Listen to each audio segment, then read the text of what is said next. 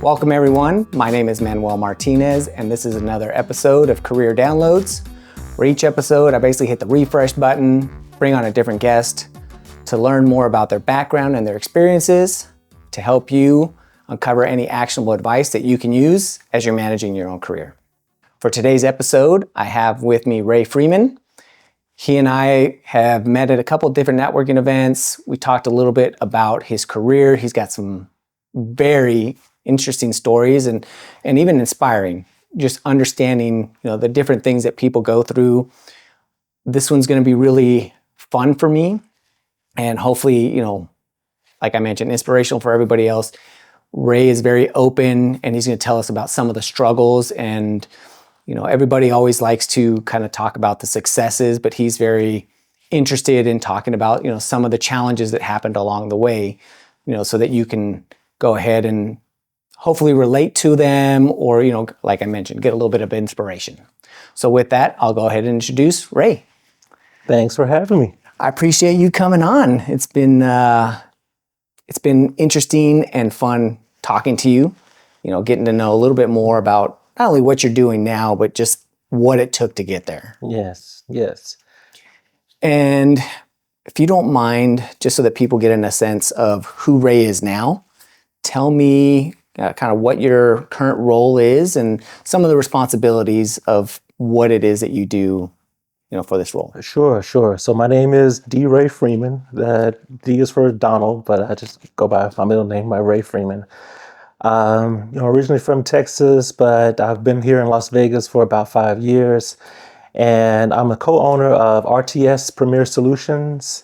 We do all kind of IT work and AI and cybersecurity around the public sector. I'm also co-owner of a company out of Atlanta, Georgia called Win-Win Operations. My partner Shayna Benjamin is there in Atlanta, and together we have about 30 OEM partners that we work with and about 15 teaming partnerships with other small and medium-sized businesses. And we just bring together some of the best technology to the public sector. We serve federal government and state and local and education as well. Awesome.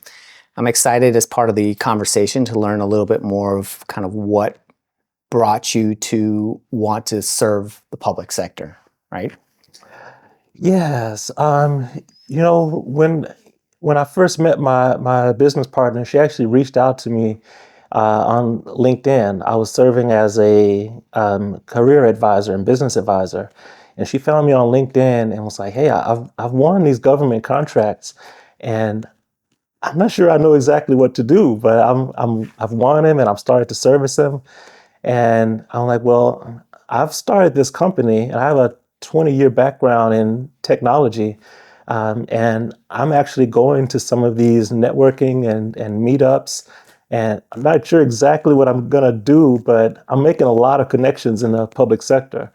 And we're like, well, why don't we try to work together? So we decided to partner up and become partners in each other's business and figure out, how can we work together to serve not only the market that she had already, but then the network that I was starting to build here in Las Vegas.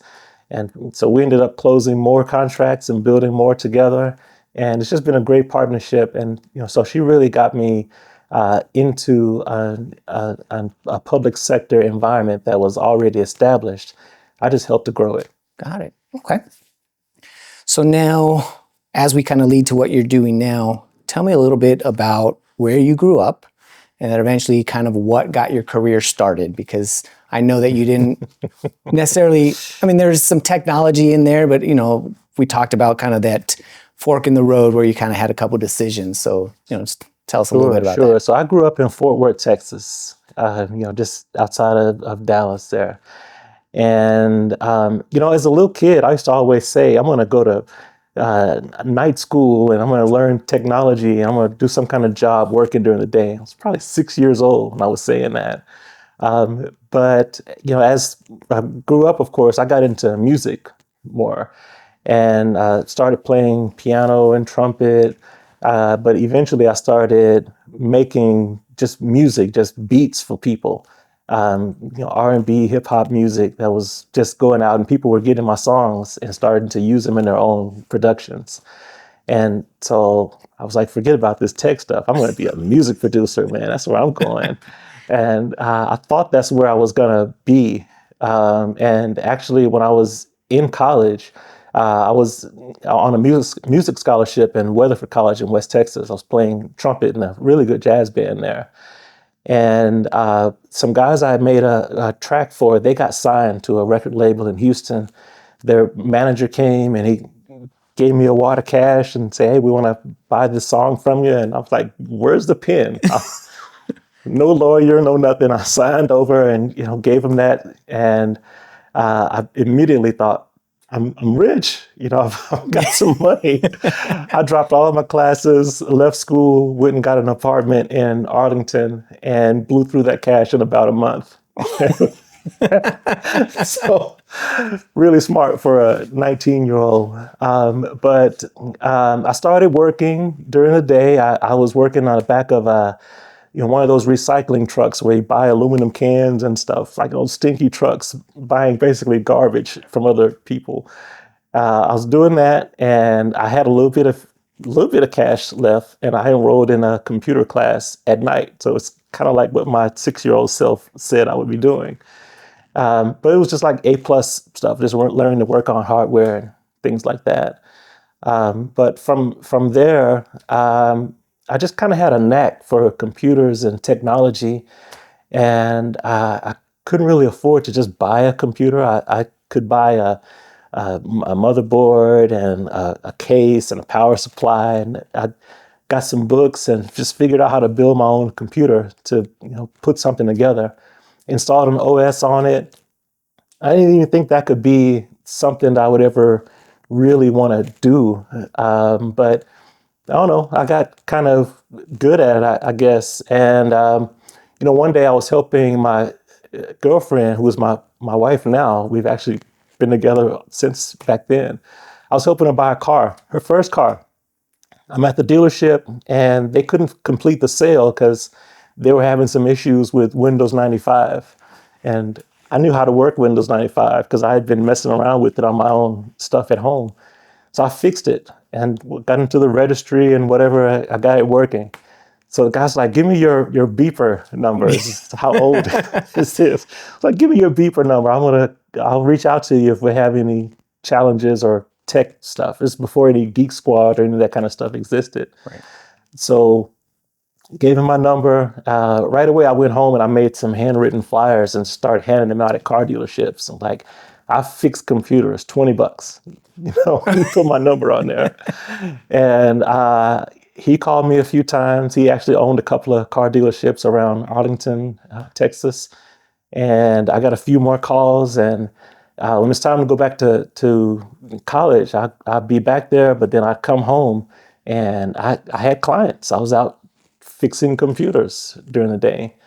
So that was kind of the first work that I had, was just independent work. But eventually, I was hired by PageMart, this pager company. This, of course, out of business years and years ago. They hired me as a help desk guy, just doing analyst work, going and fixing stuff in the office. That was my first real tech job in a real office. And I was like, this seems interesting. I might could make a go of this, I guess. That's how I kind of got started into even thinking that technology may be an option for me. So a couple questions there with regards to, kind of thinking that you're going to be the music producer, and what were kind of some of the skills that, kind of looking back now, you probably didn't realize it at the time, but, having to sell your music, were you marketing this to other artists? Did they just kind of, as you're building this, like through school, like, I'm just curious how people came to know that, D-Ray was the person that produced music? Well, I figured out pretty early on that, if I found something in a book, I could retain whatever I read. And I learned about copyright. So I learned how to copyright the songs that I was creating. And I learned how to reach out to record companies to say, hey, if you have an artist signed, I'd send them a letter. If you have an artist signed, then send them to me and I'll help to make some music for him and send them back that y'all can produce it. So I was sending out letters everywhere. I was sending out demo tapes with my music and other artists on it. I was going to little battles and little concerts and stuff, and I'd hand out tapes, no discs or digital back then. I'd hand out tapes of my music to people. Eventually I got heard by someone who was a pretty established artist, and he brought me in to be a co-producer and a keyboard player with his group. And so that was pretty cool. So I was like, oh, I'm signed, kind of. I'm working with an established artist.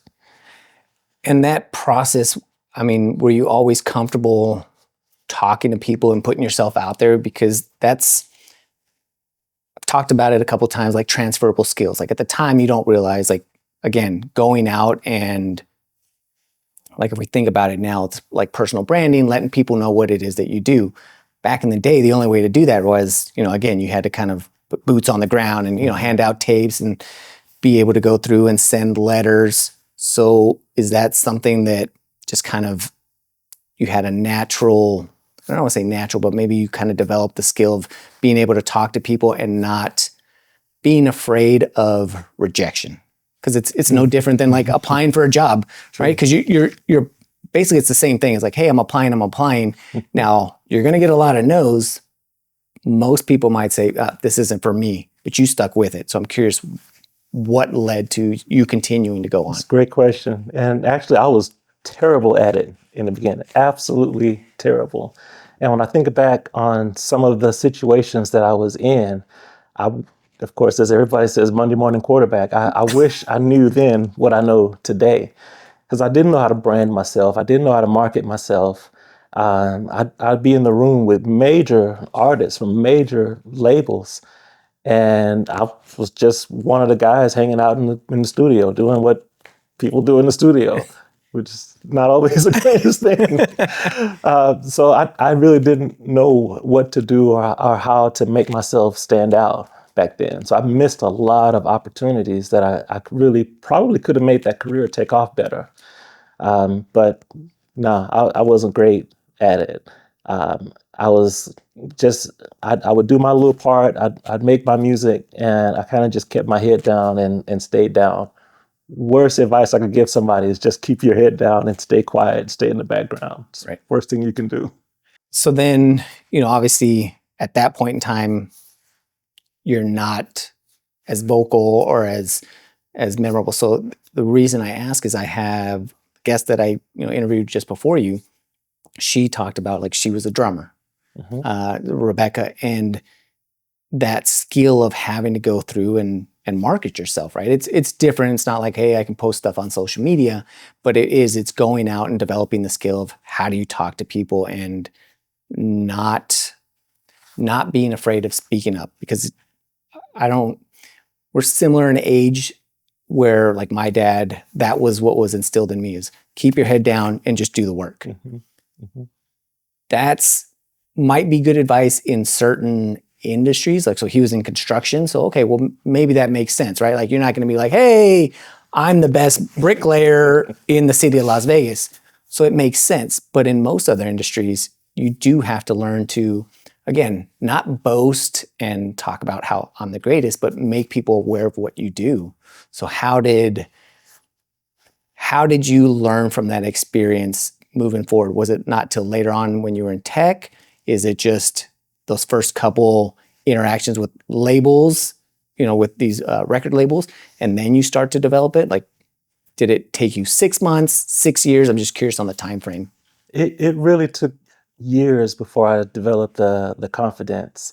And actually, I really wasn't great in school when I was in high school or in college. I wasn't great in classes at all. Later on, I decided I needed a few credentials. So I started taking these MCSE classes, Microsoft Certified Systems Engineer classes. And I was like, okay, this seems like something I could do. And I couldn't afford to take the whole course. There was like a full course to take all of it. I could only afford to take like the first few classes to get the Microsoft Certified Professional. And then they used to have this bookstore, the 50 off bookstore, half off bookstore. And they had all these books you could go and buy about, how to, learn how to take the exams and how to learn about networking and all these things. So I just bought a bunch of books really cheap and read them. So I went in and I took my first certification class. I got one cert, and I said, okay, this is good. And so I was like, well, let me just see if I can study on my own and take the next, I think it was a series of 5 or 7 classes you had or tests you had to pass. So I went and took the next test and I passed it. Back then they used to show you the score and it was up to like 1,000. Yeah. And I made 1,000 on it. I still got the document. I was like, man, I scored perfect on it. And there were guys there who were, 40 years old, 50 years old, and I'm, my 20s at the time. And some of them were telling me, this is my 3rd time taking it and I still didn't pass. And I'm like, really? That's weird. It was kind of easy for me. So I went and I studied for the next one. It's like server in the enterprise for NT server, whatever it was back then. Went in, took the test, got another 1,000. It's like, this is crazy. So there's the next test, and it was another Windows NT test. I'm like, I wonder if I could just pay for the test and go in and take the next one, like right here today. So Without I did, studying. without even studying. And I went in and took the test and passed it. And I was like, holy crap, I'm smart. Like I didn't have the confidence or even think that my mom used to say, "Oh, you're smart, you're Mr. Know-it-all," but I'm not smart. I do terrible in school. But this is the first time that I was actually excelling in something, and that gave me a lot of confidence to feel like I really know this stuff. And do you think you did so well? And again, I believe that you're smart. Everybody's smart. I think a lot of times, and just people I've talked to, is do you think school just wasn't interesting to you? Whereas like this technology, that's something that you have an interest in. So again, you're going to put more attention to it. So like if I think of my son, like he doesn't care much for like math. Now he's good at math. He just doesn't put in the effort because it doesn't interest him. Mm-hmm. Now, when it comes to history, I mean, he can rattle off facts, tell me about, ancient times and people. And I'm like, sometimes I think to myself, I'm going to fact check him and, I'll pull something up like, oh my God, like this is right. But again, it's of interest to him. So again, it's not that he's not smart. It's just, he doesn't have an interest in math. He has an interest in history and English and reading. So do you think that had something to do with it? 100%. And, in the 80s, 90s, back when I was little and going through school, education was a lot different then. You were taught to not work in groups, not work together. You sit down and you fill out the bubbles on the Scantron or whatever, and you do it on your own. And I was more social. In fact, I was at my mom's house a few months back. She still lives in Texas. And she has some of my old report cards. And my teachers used to always say, Donald is a social butterfly. He's always talking. He won't stay in his seat. And I'm looking at this going like, Mom, did you see this? Like, hey, did you do anything about this? But yeah, I was always wanting to be social and out and doing something different and not necessarily just sitting there by myself studying. So, this gave me the interest in something that was challenging in a different way. And I didn't really know how, like I knew how to read. I wouldn't say I know how to read, but someone taught me that, reading is different for most people. Some people start from the beginning of a book and they read it to the end of the book. Others, they may start in the middle and maybe some in the back, some in the beginning, and just kind of flip through and retain it. So I had to learn, how do I learn? How do I read and retain information? And I'm more of a flipper. I flip through and, I go through, I may start at chapter 7 and go back to chapter 2 and then go back to the beginning and the end. But for some reason, I could retain that information and understand it. And that had never happened to me before in the past, or nobody ever taught me that it's okay to do it your way and not the way that they say you're supposed to do it. That's interesting because I would say I'm the opposite. I'm one of those people that I have to go cover to cover. Like I have to read it from start to end. And then once I almost read things twice because I'll go through it and just almost skimming it. Like I'm reading it fast just because I need to know all the context. Then I will start to flip back and forth. Like, okay, I remember this part. Let me go dig into it. Like chapter 3, oh, chapter 9, chapter 4, chapter 10, like, and then bounce around. So it's interesting. I didn't realize that there's people like you that will start doing the flipping from the get-go. Yeah, if I start in the middle, then I'll be like, I wonder how we got to this. And that'll intrigue me to go backwards a few chapters. Like, oh, I wonder how this got started. So that'll intrigue me to go, it's something about flipping around that just makes me more interested of how did we get here? How did the author get to this point? Right. And that's where it came from. Interesting. So then now as you're picking up some of these certs, you're doing a lot of this learning on your own, you're realizing that you're able to retain this information and excel, right? Especially, being able to take an exam and just that same day and just pass it. Because again, it's not like you went something completely different. You're not doing Microsoft and like, well, let me go take a Cisco cert. Might have been a little bit different, but after you get a couple of these certs, I'm assuming you started to build some confidence that like, I can succeed. Not that you weren't already kind of building that, but now you've got some credentials. So what do you decide to do moving forward? Because at this point, are you still at that help desk job, or had you kind of moved forward a little bit? They got rid of me a long time ago. Okay. But I started applying for other jobs. Back then, when you wanted a job, you had to get the newspaper and get the classified ads. And in the classifieds, like at first I wanted to be a music teacher. That was really what I was going to school for. And when I would look in the classifieds, there would be nothing about music or teaching, but it would be page after page of tech jobs, just multiple pages.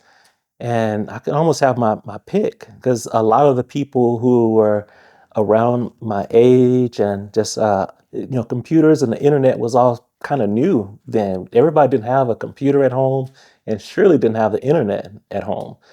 So I did. I had a computer and I had an AOL account so I could get online. and and I had hands-on experience of actually working on stuff. And I had some people who were references for me. They could say, yes, he did this, he fixed this, he did a great job for us. So I found that I could get a job pretty easy. And so I would apply and I'd get a job, and then recruiters would be calling me. And sometimes the recruiters would be kind of unscrupulous, like they would be whispering, "Hey, can you talk? Are you at work right now? Because I want to talk to you about coming to work for us." So I'm like, oh, okay. So I jumped jobs a lot during that time frame because I was just being poached by so many different companies. And so having having the confidence to excel and try things in technology, to get those certifications. And I started getting more certifications. I went into Novell, the CNA certifications. And just from learning more of that, getting these jobs, working, getting on the job training, that just gave me more and more confidence that I can really do this. But there was a wrinkle. At the same time, the music part was taken off pretty decent at the time. So the guy I was signed to is his name was Erotic. Was his name. Nothing weird like that. But he had a production studio, and I used to work during the day, and I'd go to the studio every single night. And there would be big artists coming through, Snoop Dogg, OutKast. It would be coming through. And they were there to work with him as their producer, but I was co-producer, keyboard player. So I had a chance to be featured on a lot of songs that are popular and that went, pretty big. And so I was torn between, do I go this tech route or do I keep working on this music thing and see if it takes off. Eventually, I got probably one of the better jobs I had at the time is for Citibank. They hired me to come in and work on a CRM system, and it was paying pretty good money. It was more than most of the people in my family had ever made, and it's like, dude, I'm kind of balling right now. This is good.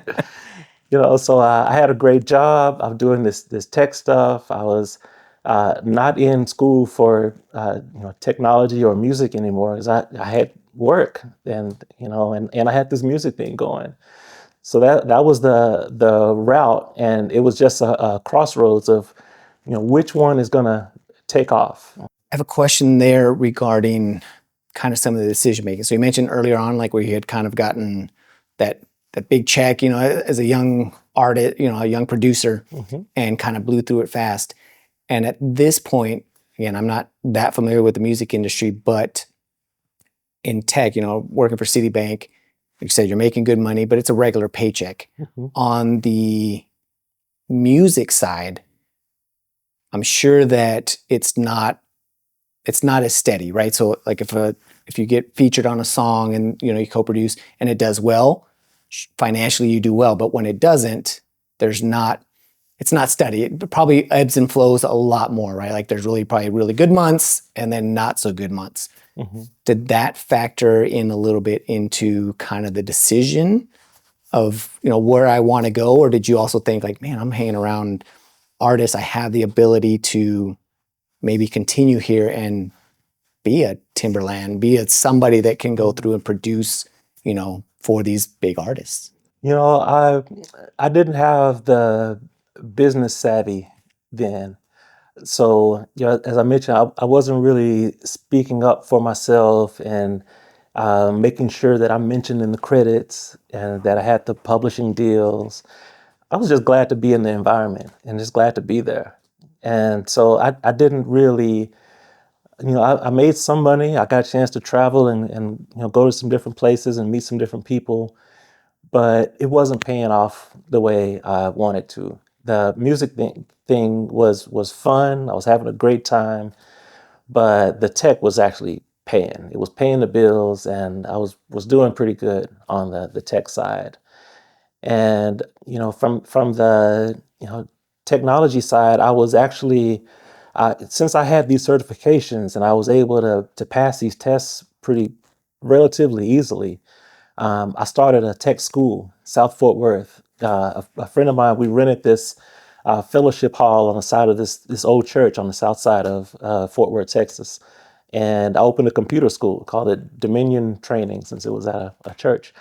And I had people that would come in and they would take certification classes from me to learn how to go and pass the Microsoft tests. So I was getting a lot of people who were coming to my classes, getting certified, and I was helping them get jobs and how to get into the industry. And this was an inner city area. I mean, it's kind of a rough area in Fort Worth. So some of the people that were coming to this school, they definitely would have never been able to afford going to some major either university or even one of the expensive tech schools. So it was a great service to be able to offer. We ended up getting into a voucher program where the city was paying people, where they'll give them a voucher if they're on unemployment or something, where they could bring the voucher as payment to us for them to come and take the class. So I'm like, the tech side was really starting to just grow. And the more that grew, the less time I spent in the studio. It just kind of started to fade out. And eventually I was making enough money to where I was doing the kind of stuff I wanted to do. I was buying fancy cars. I had, a couple of BMWs and, I was doing okay at the time. And so the music thing, it wasn't paying as well as I wanted to. And it just kind of started to fizzle out. That feeling that you mentioned at the very beginning where, like when you're in the music industry, you were just kind of happy to be there and in that environment. And on the tech side, you're doing a lot more. You're getting, you're getting poached. Like the contrast that I see here is where in the music you enjoyed it, not that you were speaking up a lot on the tech side, but it seemed like there's a difference. Like, oh, I'm good at this. I can help. I can do a lot more. Whereas over here, you're like, oh, I'm just happy to be here. And I know that a lot of times and really any career, there's a lot of times where people will get to a role and it is that feeling like of, well, I'm just happy to be here. And kind of, I don't want to say it's imposter syndrome. For some people it might be, but it's just that feeling of like, I'm just lucky to be here and this is good enough. But on the tech side, it sounds like you didn't feel that same way. It was almost like, not that you were like, hey, I'm lucky to be here. It's like, I worked to get here. I deserve to be here, and I'm going to continue to grow and build my skill set. What made you kind of like, what made that difference in the tech space versus like in the music industry? Great question. On the music side, I was a side guy. I was under someone else who was the premier producer. So he had the spotlight. He had the fancy cars, and everything was around him, and I was just kind of working under him. And I just stayed down there in my little space. On the tech side, I was the man. It's like, I had my own building. We had desks and computers. I had this great job. I had an office at my job with a door and stuff. So I guess I was in a more respected position on the tech side. And I was looked to as an expert. When people came to the class, I was teaching the classes, so they saw me as the guru, the tech guru, who's able to disseminate this information, and I could simplify it to where just regular average people could understand it. I've never had just this huge tech vocabulary that I was just so high up, but I could just take what is really complex and make it simple for everyday people to understand. And people like that. They would come to me for advice, and I was giving career advice, and I was seeing people excel from what they were learning from me. And that felt good. On the music side, I was contributing, but then my name wouldn't be on the marquee, or my name wouldn't be on the front of the album. It would be somebody else's name and somebody else's production.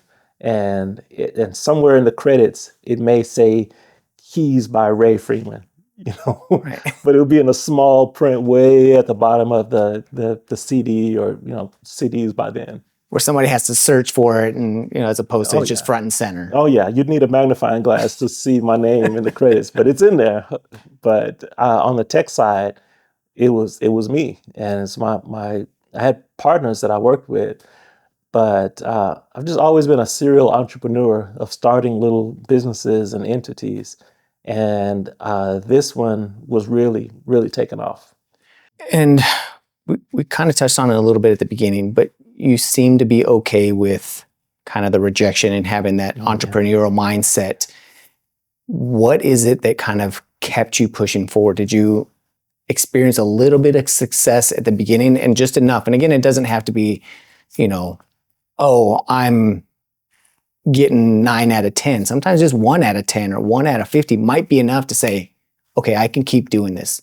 So what is it in you that kind of started that? And then now at this point, like you said, hey, I have a building. Like there's also like a little bit of creativeness, and I'm guessing that comes from the music, like the art side of it is, okay, hey, I can build a computer business. I can start teaching other people. Like most people that go into kind of tech, they pick a role, they continue on, and they progress. You did that, but at the same time, you're also doing, working for Citibank, but you're also, hey, I'm teaching people. Like you have this creativeness or seeing things a little bit different. Like I'm really good at taking exams and studying, and you didn't just say, well, I'm going to keep going and just gobble up every certification. You're like, hey, there's something here. Maybe I can teach other people. Like, how did that kind of all come together? I think it was the successes that kind of drove it. I've always been an ambitious person. I wanted to have things that were better. I wanted to travel different places and see different things. My mom used to take me on trips. Matter of fact, when I was like 14 years old, she brought me to Vegas. We lived in Texas. She brought me to Vegas, and we stayed at like the Circus or something way back then. And just seeing this city and seeing the lights, I was like, man, when I get older, I'm coming to that city. Like I'm gonna be there. And so just the things that she exposed me to. She took me to Canada. I went to Toronto, and I've always wanted to have better things, to be able to do better things, and to be an inspiration to other people. And that kind of drove me to not just want to exist, not just get a job and stay stagnant in one area, but how can I keep moving up? How can I move to the next level? And what's the next thing? The next thing. And I guess I would just get bored easily doing the same thing over and over. And I wanted a challenge. I wanted something new. So I'd always take on a new challenge. So the another big stepping stone for me from the Citigroup job was I was recruited to come to Houston and work for a deregulated energy company. And I was like, wow, this is my first time being relocated. Like this company is actually going to pay to move me to another city and help me to get established. I was honored to even be in that kind of position as a young guy. So we packed up and moved to Houston, and I started working in that industry. And things were climbing up, and that's when there was a downturn in the industry, and that's when things started to change quite a bit. Yep, and it's perfect because that was around. I thought this was around the time frame, and you mentioned wanting to kind of do more, and being comfortable with, okay, I've achieved more. I'm going to go through and kind of enjoy a little bit of the fruits of my labor, right? Like you worked hard, you got here, you saved a couple cars, you got a nice house, you're being relocated, you're being poached, and a lot of times people only see the end result, right? So at some point, you're climbing. It sounds like around this time is where some of the challenges come in, and you mentioned like it's a downturn. So this is around the 2008, 2009 timeframe, where it wasn't just a downturn in the tech industry, but I mean in most industries, just across the board. Oh yeah, oh yeah. Back then I didn't really know much about saving or investing, spending wisely. I mean, I may have been making 100,000 a year, but I was spending 150, every year, and that just puts you deeper and deeper in the hole. I think I was trying to live a music producer's life on a tech salary. Because we were coming to Vegas a lot then. I could buy a trip for a couple $100 and we'd fly here 10, 12 times. We were coming to Vegas, and I was like, man, I'm going to live there one day. It's an awesome city. But I was going on cruises and just doing the craziest stuff, spending so much money. And when that downturn happened, my wife was laid off, like, just say December 8th, and I was laid off like December 13th, like in the same time. And we hardly had anything saved up. We didn't have any emergency fund. We had no investments. We had a 6-bedroom house that we had built in Houston, huge 2-story building. And, when we lost our jobs, I had to start selling stuff out of the house. So eventually we sold most of the furniture, sold most of the TVs and clothes, and it had just us in this big house. I remember the echo in this place. Like, I was so proud to have the house when I first got it, but it just became this albatross. Like, I can't believe now I'm strapped with this huge mortgage and I don't have a job and there's nobody hiring, and we're both just sitting here. We've sold most of our stuff. We don't even have a couch to sit on. We're sitting on the floor. It's like, what do we do?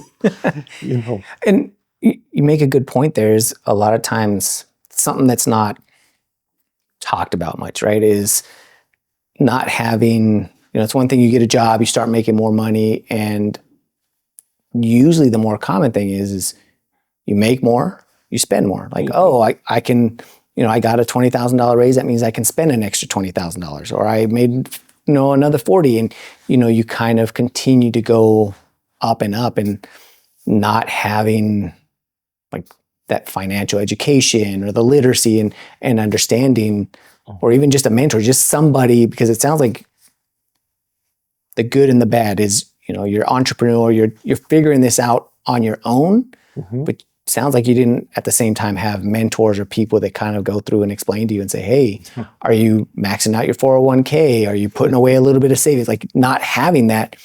I mean, that was, like you said, looking back now, like, wow, like what a huge learning curve that early on. Oh yeah. I blew so much money during that time. And I mean, I don't regret it because I had so many awesome experiences, and I've got the craziest stories of places I've been and things I've done. So I have no regrets on that end. But the older, wiser me says, wow, you should have done these things differently, because we would be in such a better position today if I had done things differently. So, it happened. So then now you get laid off, you have this downturn, you're selling off what you can to kind of continue to live and make ends meet. So like what transpires? Like, well, was this going on for a couple of weeks and then like, okay, I'm good to go. Somebody hired me. Like, what happens and, kind of what's the next step for you to go through and say, hey, I went from having everything to now almost nothing. And how long did that last? Oh man, that went on for months, almost a year. I can remember calling BMW, and because they were looking for my car to repossess my cars. And I remember just finally just giving up one day, call BMW and say, look, just come get both of them. I'm just going to park them outside. I'll leave the keys in them. Just come get them. I'm tired of running and hiding from you. I don't have any money to pay you. You can have them. We're close to foreclosure. We're just about to lose the house. And so they came and got the cars. And I had about $700 I got from selling some stuff in the house. And I went and bought a 1982 Saab. That was a beater, man. It was a beater. And I remember being okay with it, because my first thought was, how embarrassing that I had a huge 7 Series BMW and a convertible BMW, and we're just balling. And all of a sudden, I'm driving this old clunker beater that the door doesn't even say close, and I've got tape to hold the door closed. And I was just taking random jobs. I was a DJ for a while. I was DJing weddings, bar mitzvahs, and birthday parties and stuff. So just whatever I could do. I was working at Best Buy, putting DVDs on the shelf, just anything I could do to keep the lights on and to keep some food going for my wife and I. But the first break I got for another tech job, it wasn't even in Houston or Texas at all. It was in Pittsburgh, Pennsylvania. And so I'm like, how am I going to get to Pennsylvania to get to work? That was the first job that hired me, and it had been almost a year without anything, without any savings, and just scrapping by trying to make ends meet. And, you mentioned that not feeling embarrassed, right? Because a lot of times, it's happened to all of us. Like it's happened to me where at one point, like I've had to take those step back, like take a job that didn't pay as much just to kind of either, sometimes you're just to get the experience, sometimes it's just to, to keep income coming, right? To stay employed. Mm-hmm. And I think I would have had that similar mindset as you. Is I don't feel the embarrassment. Like, I'll tell you right now, I think I have much more pride, and I don't know if maybe it's your work ethic or maybe it's just knowing that you've done it before and you can do it again. Okay. Is, heaven forbid, like I don't want to lose my job, but if it did, I think I would do similar to you. Like I would go and anything I can do, I have to continue to, to bring in some sort of income. So was that kind of the mindset, is like, okay, I did it once, I can do it again? Oh, for sure, for sure. My mom, she worked on the same job for 25 years. She worked for a Miller Brewing Company, that canning division. And so I watched her work hard, take care of my brother and sister and myself, and do things for our family. And just you know, for her to get that job, she did something similar that I did. She went and got some certifications, and she landed a job, and she took care of her family. And I used to watch her work 12-hour days, sometimes 10, 15 days in a row, no days off. And it was nothing for her to work overtime, do whatever it took to keep us going. So we never had to do without anything. But she busted her tail to make that happen. So that work ethic was always in me. That if somebody's hiring, I'll go work for them. I don't care what it is. If I'm building a fence or cutting yards, whatever I need to do, I'm going to make ends meet. So that's what was just instilled in me from growing up. And it sounds like, and for anybody that is kind of looking like, I want to get to a certain place or I want to be around people, I think one of the big things that I've taken from what you've mentioned is exposure, right? Your mom exposed you to her work ethic. Your mom exposed you to traveling and seeing other things. So you're like, oh, there's more than just kind of where I'm from. I guess kind of the takeaway that I get from there is for other people as well is, if you want to get into a specific area, or if you want to be this person, surrounding yourself with those people. And I think now there's no shortage of it. Like, you can go and, there's networking events, but there's even user groups and all kinds of like-minded people. And if you start to get exposure to that, I think it really helps change or set your mindset similar to you, right? Like, well, where did it come from for you? It wasn't from people in their neighborhood because you didn't know other people that were in the tech industry. Right. But there are certain traits like the work ethic, the, being exposed to, hey, I can do other stuff. So it sounds like at this point, you got this job in Pittsburgh and you weren't scared about saying, what, I've got to go somewhere else, right? Because you're like, well, I've traveled before. It's not a big deal. But from our conversation before, it wasn't as easy as like, well, I'm just going to go to Pittsburgh and I've got this job and we're back in business, right? We're back to where we were. No, man, it wasn't that easy. We were behind on everything, and using credit cards and maxing them out, of course. And so I had a card. I charged a one-way trip to Pittsburgh, and didn't know much about how to, do the rental car and stuff. So I used the same card, got a rental car, and I get to this hotel I was going to stay at. Car doesn't work anymore. So I'm like, oh, I had probably $40 or something in my pocket, but this card doesn't work, that card doesn't work. I'm tapped out, and it's in the middle of a snowstorm. It is, just ice cold where I'm at, and it's late at night. So I'm thinking, okay, so when I start this job on Monday, I think I got there like on a Saturday night or late Saturday night or something. I start this job on Monday.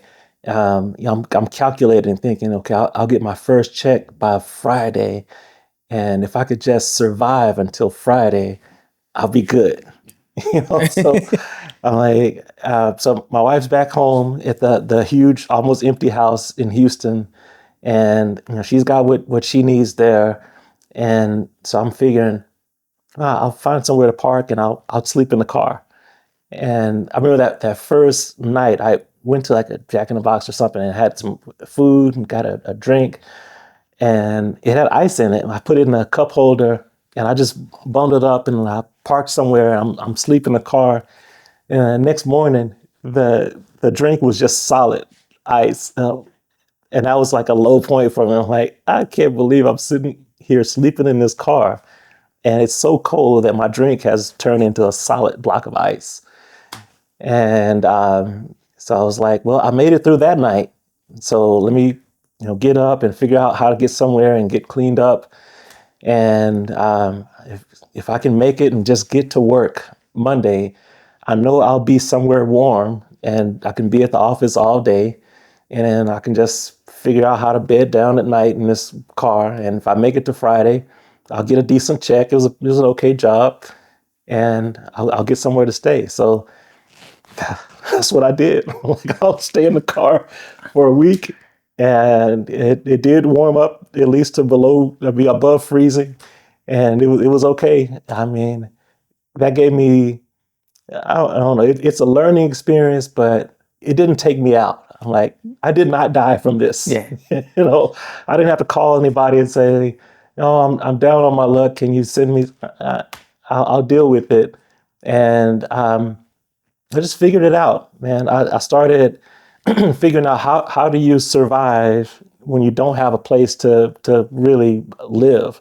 So I got a styrofoam cooler, and I would get some cheap groceries and stuff. Like, there's a Dollar General that I could buy groceries from and just keep in this cooler.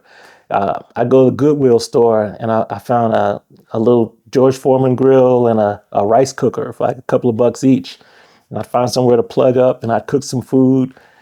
So I just learned how to make it, and to be okay with it. It wasn't a super long time, so no disrespect to people who have had to do that for months or years. Only for a week. I survived it. I got through it, and it built a sense of character and appreciation in me for everything that I have. Right. And it's funny that you mentioned, it didn't, after that one night, like, I survived, right? Mm-hmm. I can do this, as opposed to, and again, there's nothing wrong with asking for help either, but there was something in you that says, I can do this. Like, Mm-hmm. I don't need to depend on somebody else. Now, again, people will say, well, you should have. Again, everybody's situation is different. There's nobody that's going to tell you what's right for you. Mm-hmm. But I like the fact that you were like, nope, I did it once, one night, I can continue. And it seems like at that point you're taking it day by day. You weren't like, okay, I've got this job. And you were thinking from here to Friday. You weren't like, oh, from here to next month, that's it. Like, my problems are solved. Like, you broke it down into like manageable steps, right? It's almost like goal setting, right? Is it a glamorous goal? No, but it's a goal. And you said, by Friday, okay, I survived one night. Okay, now I've only got 6 more or 5 more to go. So is that something that you continue to do forward, is just setting those goals and saying, okay, I did it. I've just got to do this one thing or these 2 things, and I can continue to grow? Oh man, 100%. Those breaking big goals down into small chunks, that ended up being something that took my career a long way, but it's something I grasped early on. And that really was my mindset. If I can just make it to this week and I have a plan. I have a plan with, once I do get this first check, what's going to be my plan? So I learned early on, break big goals down into small tasks, have a plan of what you're going to do, and be able to execute that plan. So I knew, okay, if I get this check, I can, there was a apartment complex. It's like first month's free, but you had to show where you had proof of income. So I had proof of income. I got the first month's free. And then same thing at like a rent-a-center or rent-to-own place. I'm like, I need a mattress and I need a microwave. It's like, okay, you get the first 2 weeks free. Great. So, I just started to build up a little piece at a time. And, eventually, I had a furnished apartment. And, after a few months of being there, I've had enough that I could fly home back to Houston and see my wife. Or I could bring her to Pittsburgh and we could stay there for a while so we could get back together again. Because we were like, I was working enough to send money home, but still not really enough to cover paying for that house that we couldn't afford in the first place, plus my living expenses here. So we were still nearing foreclosure there, and just barely skimming by. But at least we had food, we had clothes on our back, and we were both in a safe environment. And I think that's something that a lot of times is missed. We see the end goal, or it's good to have that kind of that 5-year plan, but sometimes making sure that that's not all we're focused on, right? Like, Yes. it just can't always be the end goal. Like, sure, it's good to have dreams and to have an idea of how you want to move forward, where you want to get to. But I've seen a lot of people that just go and they're like, well, that's it. Like that's all they think about. And your career's a lot longer than, hey, within the next year, I'm going to be a senior architect or I'm going to be a senior cybersecurity person. Like it doesn't happen that quickly. And just knowing like, okay, that's something to aspire to. Could you do it in a year? Like maybe, but what are the steps you're going to get there? Just thinking about it and saying, I want to get there. I'm going to get there. That's not enough. Definitely. So then you get this job in Pittsburgh, you're starting to kind of put things back together. And, how long did that take to eventually you can start to kind of reunite with your wife? And, you're in Pittsburgh now, right? So you're going from Texas over to Pittsburgh. Did she eventually move with you? Did you guys move somewhere else together? So I'm just curious, kind of what happens next. We lived back and forth in different hotels and extended stays and just wherever we could. It was pretty much, I would book a place that was anywhere from a week to a month at a time. So we never really had a consistent place that we just lived.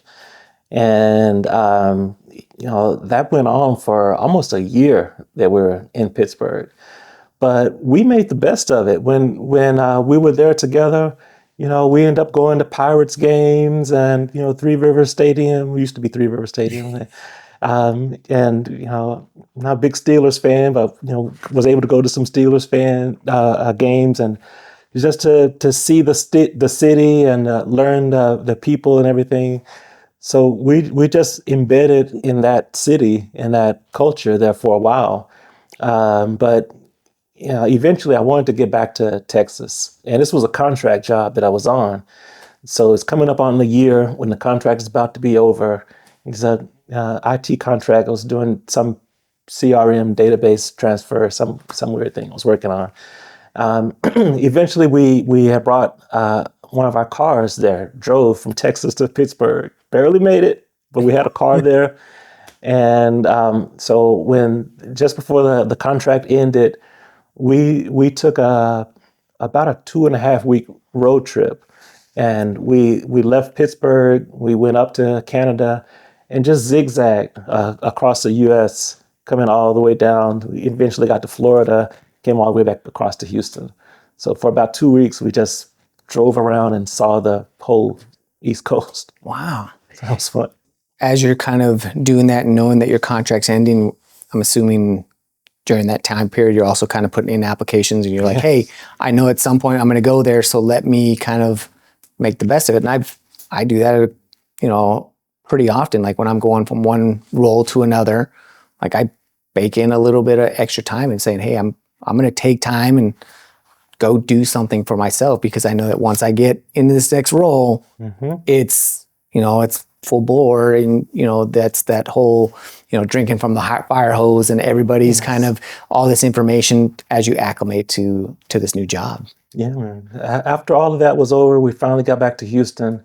I found a realtor who was willing to help me get out of this house, to get it sold, and he was just such a really nice guy. He put in some of his own money to help me to get it sold. My wife, she's in real estate. She was a realtor at the time. But we just needed somebody to help us get out from under this, because we were so underwater. And we finally got the house sold, but the next job that I got wasn't in Houston, it was in Austin. Oh. So it was like, okay, we're moving to Austin. And so we moved to Austin. We did something similar. We got a first month's free kind of apartment, got some stuff that we moved into the place. And that was another surreal moment, going from this huge house to this kind of dinky apartment that wasn't in a great location. There was some people fighting outside the day we moved in. It was like, oh my God, what have we done? But we moved in there. I started working with this company that was actually doing some public sector work. So that was kind of cool. That was one of my first avenues into the public sector back then, working on a North Texas tollway project. So that was interesting. Learned how to build an office, physically, build an office that was going to house all of the public records and put in all the IT and telephony and the staff. So I really learned a lot about just really building a business and staffing a business and running a business. They taught me a lot there, and so that was a good time. We had a career restart. She got into relocation and doing more realtor work, and we started moving back up again. We started buying nice cars and going on trips again. We went back up to the top. Nice. And this time when you're doing it though, did you learn from the last time and say, not. No, we're not going to save a little bit. We're going to go right back. Of course not. It took me a while to really learn it. I was hard-headed, and after being at the bottom for so long, I felt like I'm finally back. So you're like, man, third time's the charm, right? So of course I didn't learn. It took me a few of those restarts to really get it, and like, wait a minute, okay, you need to do things totally different. But nah, I didn't get it right then. I made some of not all the same mistakes, but made some of the same mistakes again. But at least this time, we were able to build a home and buy a home there in Austin. And we just started living a nice life there. Eventually, I was poached to another job that was back in Fort Worth, Texas. So we got rid of that place, moved back to Fort Worth. So, I kept moving. Every time I'd get a better job, I'd move somewhere else and make more money. So I always figured, I could just keep spending because eventually I'll find out a way to make more. Right. And it was working there for a while. So as you're going through it, so again, now you're kind of back into that working for other people and doing that. But now at the beginning, you mentioned that you have a business here and then also one in Atlanta, correct? Mm-hmm. So how did that come about? Which one came first? It sounds like you're in the kind of Midwest, probably a little bit East Coast, like with Pittsburgh, but so you're in this area. Did Atlanta come first and then eventually Vegas, knowing that, hey, I want to be here? So how did it go from you working for other people and kind of getting poached to saying, okay, I'm going to build a business now? Along this journey, I had some really good jobs before I even get into these businesses. I worked for American Airlines. I helped to build integration with U.S. Airways. I went to work for Southwest Airlines, and I was just good at bringing in methodologies from different companies and different teams who were merging together. I learned about agile methodology and became an agile coach and trainer. And that led me to just so many other different positions. And there's this whole thing where we moved to Jamaica for about 6 months, which is a whole nother thing.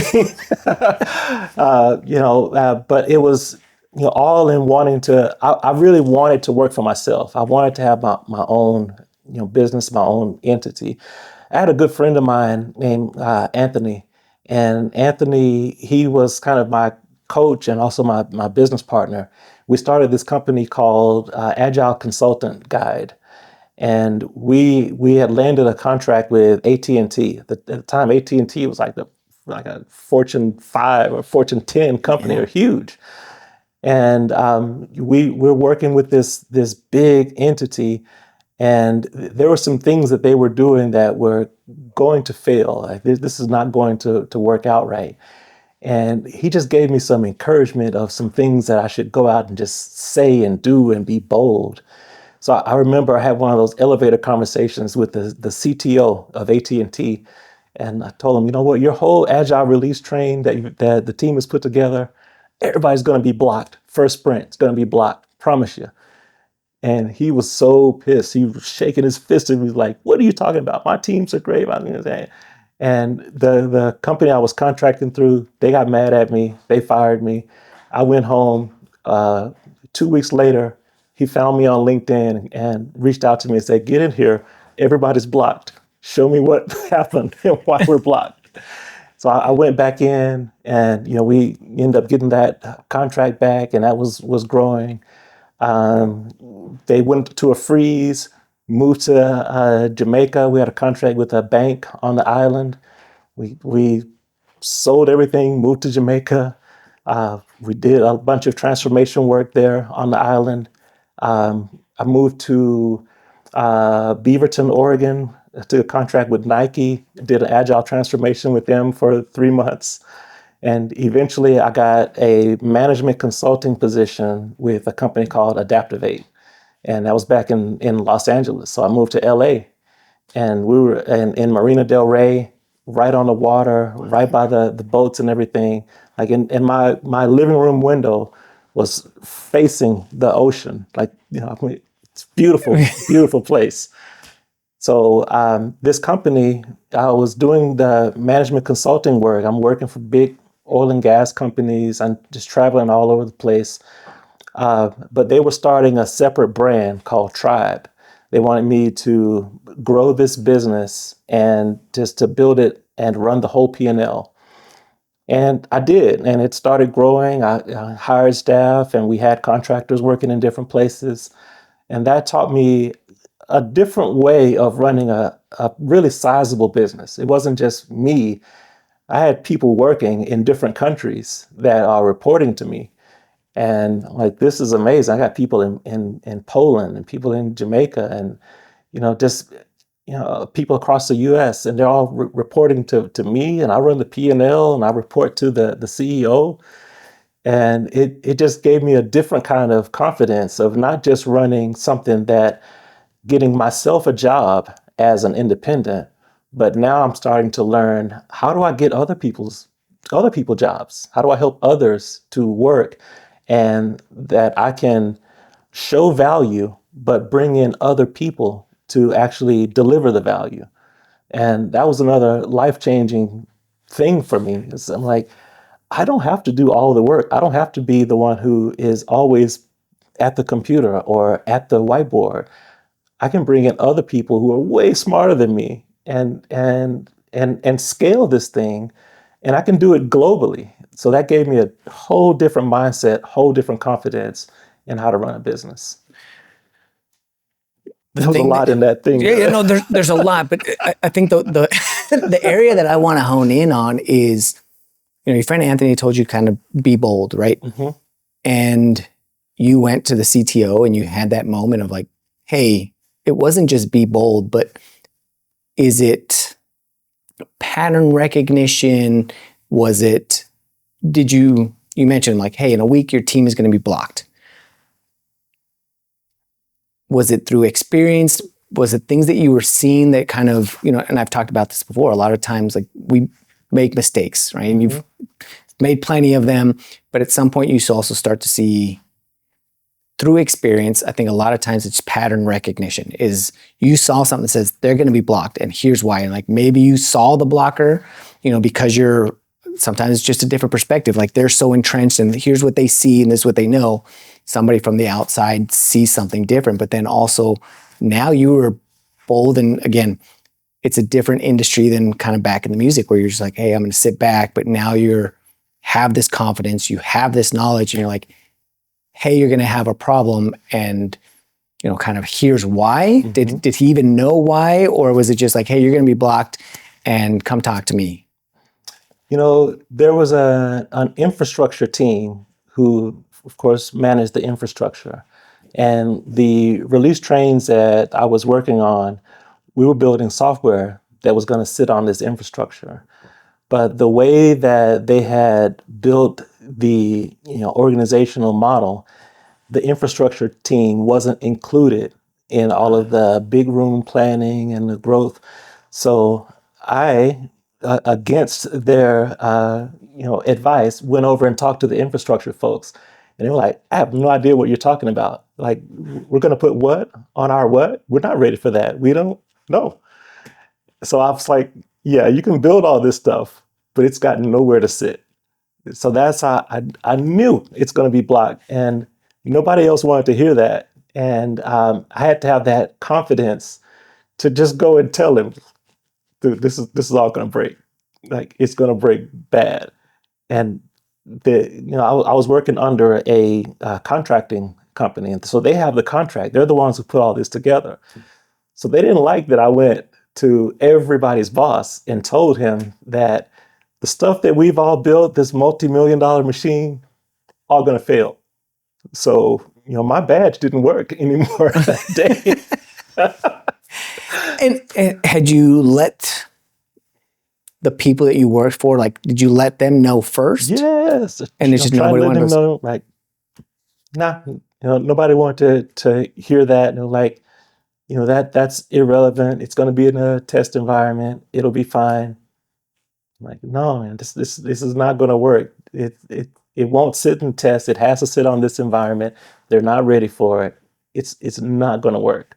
And I think communication and being comfortable having those uncomfortable conversations, right? Like that's uncomfortable to then, okay, it's one thing. It's probably not so uncomfortable to kind of tell you about like, hey, there's a problem. Again, we're going to have this issue. But once they tell you no, you could have just sat back and said no and then run into that issue, right? But again, could have kept my head down. Could have kept your head down and just been like, oh, it failed. And then, why did we not know and try and fix it after the fact?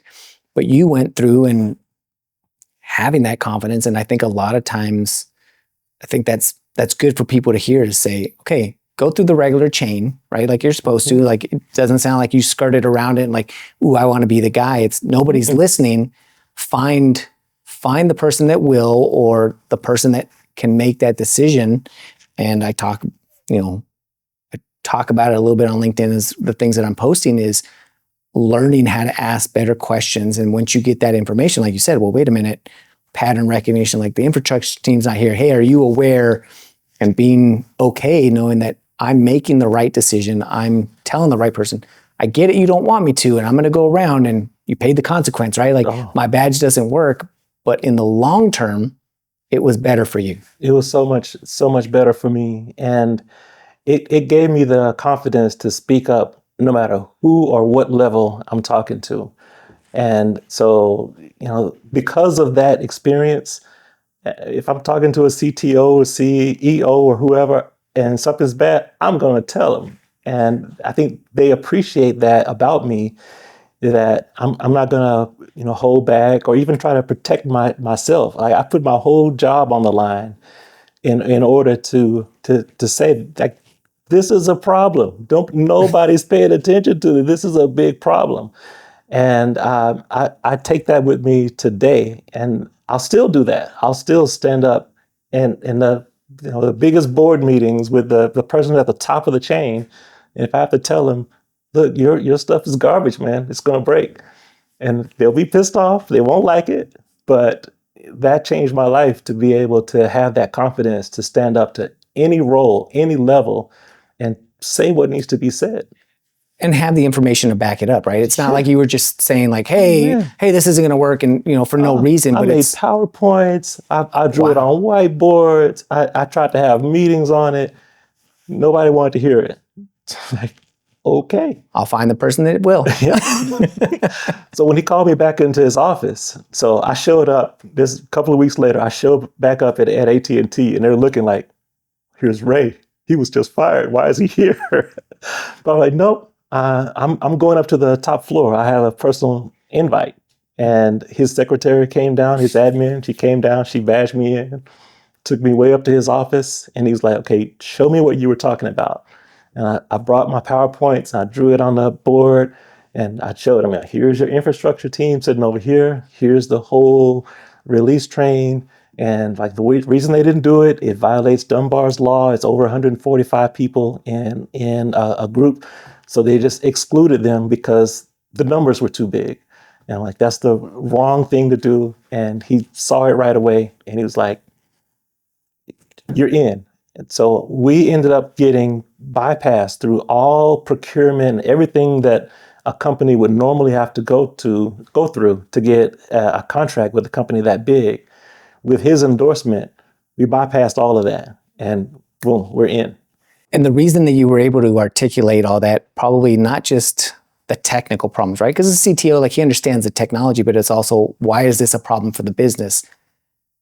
looking back now, is it all that experience of you being able to teach other people, right? Like taking these complex ideas and be able to simplify them, because that's another thing that a lot of times people don't understand is to really be successful. And it sounds like by this point, it's not just the confidence, but it's the communication skills. Like, hey, being able to whiteboard and break things down simply and understand, hey, this is a problem. Here's why.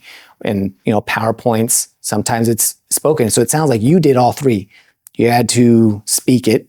You probably had to write it out. You had to present it in a PowerPoint. You had to be able to draw it on a board.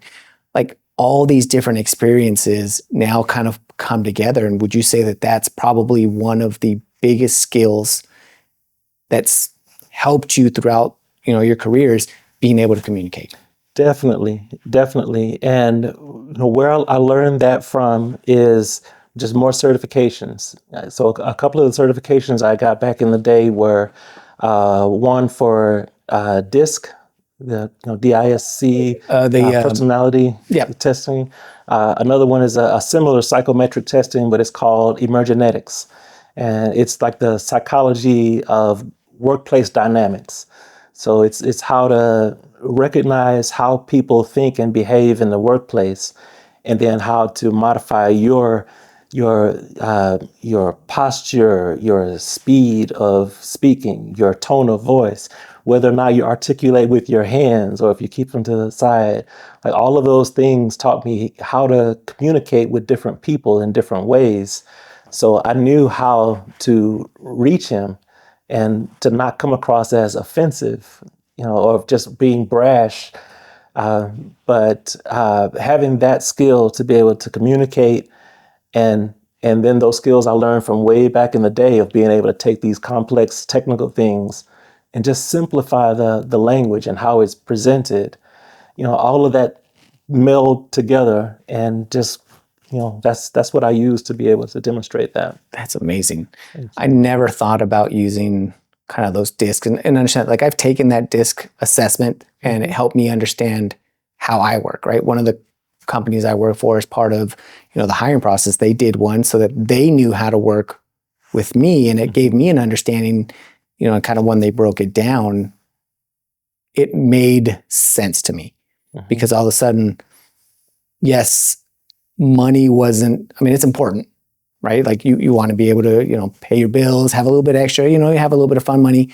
But one of the things that came out of that is what really motivates me, and it's challenges and learning. As soon as I become stagnant, like you, if I get bored, I jumped around a lot, and that was a big thing. And I never understood why I did it before.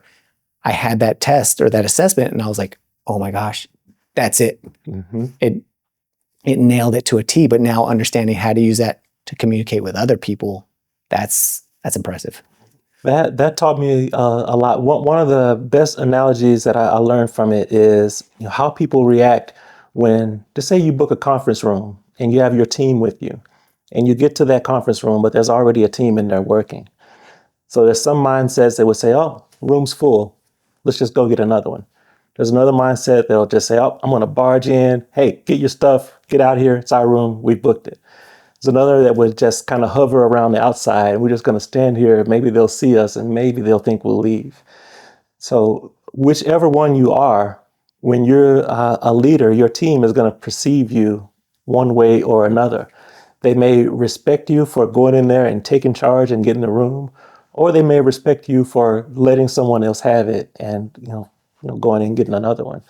So understanding things like that helped me to really recognize mindset, recognize patterns, recognize how other people want to be communicated with. And it's that platinum rule, that Tony Alicera platinum rule over the golden rule. Golden rule says, treat others the way you want to be treated. Platinum rule says, treat other people the way they want to be treated. So I learned to use the platinum rule whenever I'm communicating with people or leading people. And that has helped me so much in just knowing how to quickly bond with someone, and to either get my point across, or to help them to get their point out of them, so we can communicate better and get what they wanted to. What do you want me to know? Like, how can I get you to tell me what you want me to get from this conversation? Wow. This has been such a great conversation. It's even better than I thought it was, just based on our talks separately. I could talk to you for another probably 2 hours, right? Like, and I know that you have a bunch of stories, and just each time I ask you something, I see something else that I'm like, ooh, I want to know more about this, and I want to know more about that. And I'm lucky enough that I'm going to have those conversations with you outside of here. But then at some point, I haven't had repeat guests, but I'm kind of slowly working that in to try and do that. And I would definitely love to bring you back, because I know that there's still so much that we haven't covered, especially how you got your businesses started. We, touched a little bit on the beginning, but, kind of what led you to kind of doing that. So I'd like to definitely bring you back and, kind of continue that. Most definitely. But before we end this one, I just want to kind of give you the opportunity. Is there anything that we didn't cover, at least in kind of the conversations we've had now, that you're like, hey, we kind of breezed by this, or hey, I forgot to mention this one part that you think is important out of, kind of what we've covered, or anything that you want to bring up? In launching and leading the businesses that I work on today, one of the biggest things that I've learned that I'd like to impart to people is you don't have to do all the work yourself. Like, I used to think that owning a business was the same thing as owning a job. And it's not. I used to think that I need to know everything. I need to have all the certifications. I need to do all the work. But that is not the case. And if you're a business owner, you run the business, and it's your job to run the business. So if that business needs people, processes, tools, technology, then it's your job to assemble those things and govern them in a way that drives your business. And man, if I had known that a long time ago, I wouldn't have been getting jobs for me. I would have been creating jobs and creating opportunities for others. So that's where I am today, and that's where my mindset is today. And whenever I'm talking to, especially small and medium-sized business owners, don't try to do all the jobs yourself. And that's my premier advice that I want to leave to people. It's perfect timing, because recently I had been recommended by somebody else a book called Who, Not How. Mm-hmm. And the concept is exactly what you're talking about, is finding those people. And it sounds like you and I have a similar mindset, is you like to learn, you're able to pick things up. So you're like, oh, I can do it, so I need to do it. Mm-hmm. But it sounds like at some point you realize that, okay, just because I can doesn't mean I need to, or that I even should. Mm-hmm. It's finding those people that, and the concept of the who, not how, is you don't need to figure out how to do it. You need to find out who is the person that can do this, mm-hmm. and let them thrive in that role. And again, you're creating opportunities for them, for people, and for yourself, right? Because now you're bringing them in. It's helping you grow and scale. So now that you can build more opportunities, and that's how you scale, right? It's not you doing everything by yourself. Yes, sir. That's my best advice I can give to people, especially small and medium-sized business owners or business leaders. Just learn how to scale. I want to get your, I know we're trying to wrap this up, but I want to get your thoughts on this. As you mentioned small and medium business, but would you say that also within an organization, like as a manager, as a leader, that same mindset sounds like it would apply there, right? Is yes. Knowing who to bring in to make your team, your organization run better is, okay, a lot of times I've seen it and I've heard where people get promoted because they're really good at doing this thing, and they get brought up and they continue to do that thing, mm-hmm. and not learn to kind of like, well, I'm the lead architect, now I'm the manager. It may seem like it's a small step, but it's a big difference. Well, now I have to coach people, I have to bring people in, I have to bring that person. So, does that translate?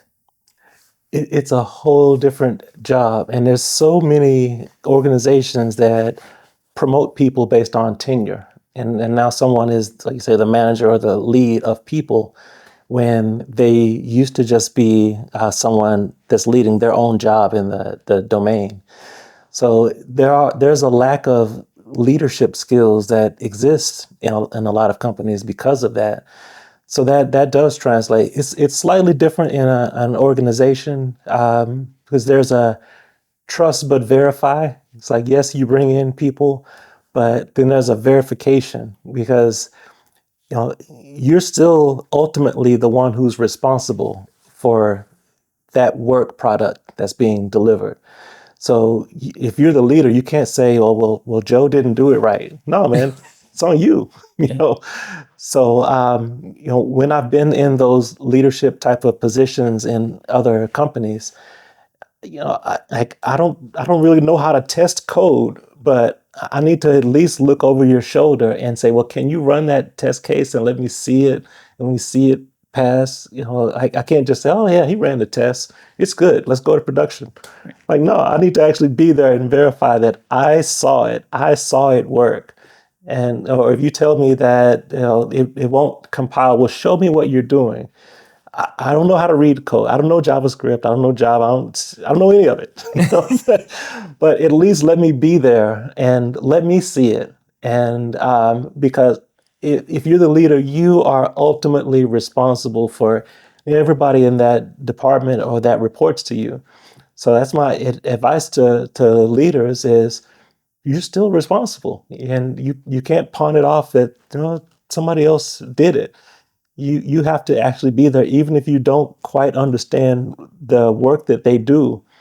You're still responsible for that work, and you have to oversee it and verify that it's done, it's working, it's ready to go to production or whatever that next step is. That's great. And I love that trust but verify and and the accountability, right? Like you're accountable for that and you have to go through and but really go through to each individual contributor and make them accountable. You're saying that this is working, show me. Mm-hmm. Okay, it works, great. Oh, it's not working. Okay, I don't know how to read it. I can't help you troubleshoot, but tell me what's the problem or what you think the problem is, because you may have a resource or you may be able to ask a question that gets them to go, I know what it is now. Like, how many times I've walked through a problem with somebody and just talked it out and figured out my own issue just by verbalizing it. Definitely. And I've been burned on that a couple of times. Like I've had teams that brought down AA.com for like 9 hours because because they weren't really, we're doing manual testing. They weren't really completing test cases, or people were just like, oh, I'll take a screenshot and just upload the same screenshot over and over to say that I did the manual test. And it wasn't tested, and there was a defect, and it did get into prod, and everything went down. And they didn't go back to those developers and say, hey, you did, or those testers. Oh, they went to me. Like, you brought down the system. We're losing millions of dollars. Wow. So yeah, if I had been looking over his shoulder and said, no, man, you can't just copy that, and you have to actually run this test. What are you doing? I could have averted that whole situation. Yeah, it's not micromanaging. It's just, again, verifying that what you're reporting or what you're telling me is really what's going on. For sure. Again, awesome conversation. I'm glad that, we communicated, and I definitely at some point, I'll give it a couple months and, we'll be in touch because, we've had such good conversations just in the couple networking events, and definitely I want to have you back and tell more of your stories. This will be amazing. Well, man, let's do it, man. All right. I'm excited. Thanks for having me. Of course. And for everyone that continues to support by watching and listening, thank you so much. And again, it means a great deal to me that you find value in the conversations that we're having, the guests that I'm bringing on. And really, if there's anything that you're looking for specifically, definitely let me know so that I can continue to make sure that I'm making this better for all of you. So with that, continue to plug in and download the knowledge. And until next time, thank you.